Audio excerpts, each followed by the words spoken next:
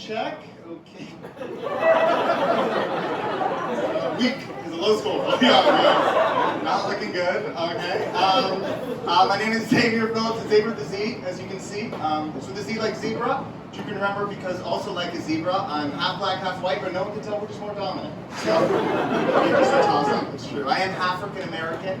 As I like to say, I'm from Wakanda.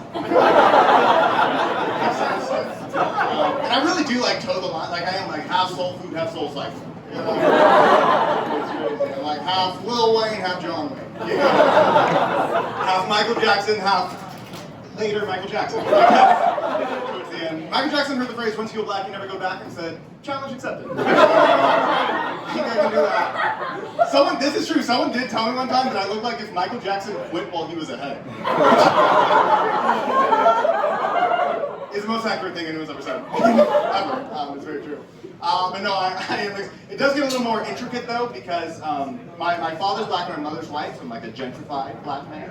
And what that means, and it's not like 100% of either, you know. There's like some 1/16 Cherokee or whatever white people say to get scholarships. You know, I can tell that. The Carhartt, you know.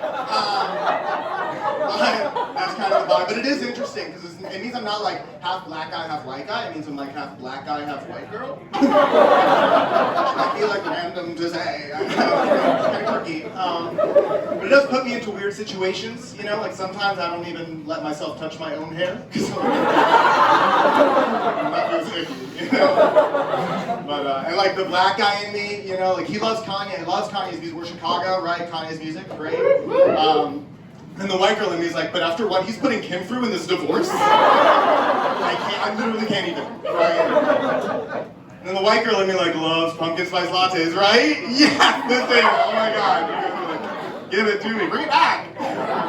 Loves the pumpkin spice latte, right? But then the black guy in me, you know, he loves white girls. So it's a conflict of interest, you know what I'm saying? No, it is interesting. What makes it even more interesting is that I'm originally from Tennessee.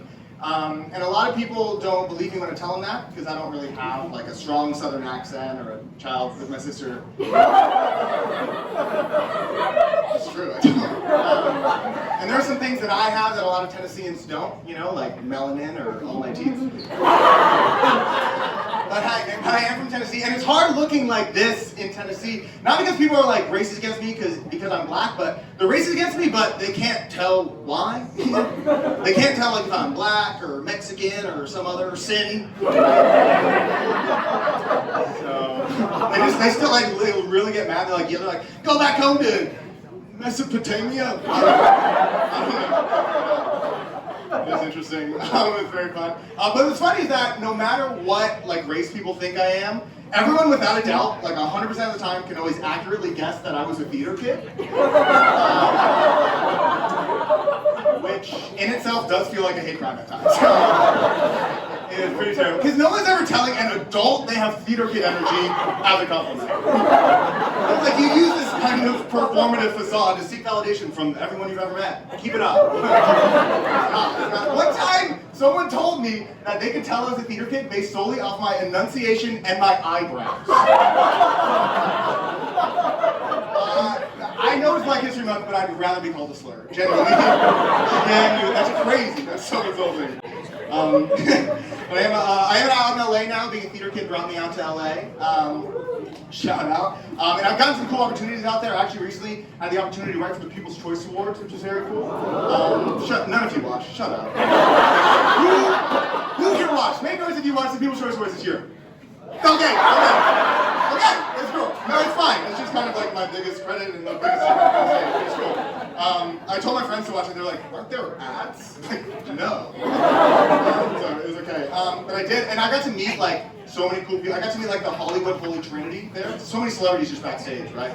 The Hollywood Holy Trinity, if you don't know, is Ellen DeGeneres, Kim Kardashian, and Dwayne "The Rock" Johnson. That's kind of who we worship. And honestly, like I think it is valid, right? Because I'm from the South, like religious, right? But Jesus is kind of like has just a little change of the guard, you know what I'm saying? Just because if you look at the credits and do like the numbers, like Jesus has 0 Emmys. That's why not even nominated. Not even nominated.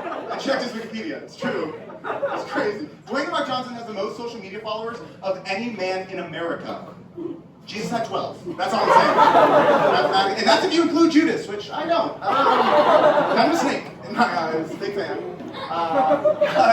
No, it has been cool. I have loved being out in LA. I've been like trying out some new things. It's been really interesting. I joined a gay volleyball league out there, which was interesting. Because one day, I never really played volleyball a lot. I messed around in middle school, during recess, right? Knocked the ball around, but nothing crazy. The second part was interesting is because I am not gay.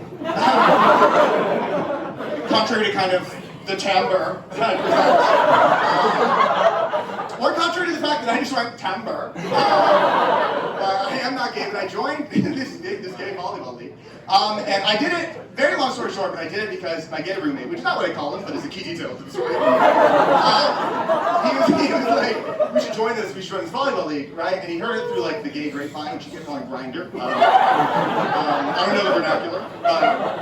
So we joined it, but I was nervous to join it, obviously, but also because it was called the Varsity Gay Volleyball League. And I didn't know if varsity was referring to the volleyball level, or if varsity meant that they were like the premier gay men of the Either way, I was intimidated, right? Either way, like they were like the top dogs, right? Granted, some of them said they were bottom dogs. Again, I don't know the jargon. But it was interesting, and I don't know if y'all have ever had to come out as straight to a group of gay people. But it is kind of, coincidentally, the America that my conservative grandfather is fighting against. So, Thanksgiving was fun. But no, it was very interesting. And I was scared to actually tell people in Tennessee that I did this, I joined this gay volleyball league. Not because I was scared of like the homophobia or anything, but mostly because I was scared because like the timing of it, because I joined this league like right after I got the vaccine. I don't know if y'all heard some of the theories people have about vaccine symptoms. I just didn't want to confirm any of them, you know what I'm saying?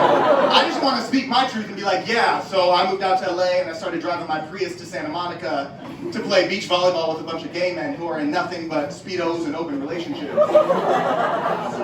And I don't want to speak that truth, right? Especially right after I got the vaccine, for them to be like, see, I told you. Held it, I told you, that's why they call it Johnson & Johnson. You guys have been great. Again, wish there was a little more melanin, but it's okay. You know what they say. White people, right? You can't live with them? All right, I've been Zavior Phillips.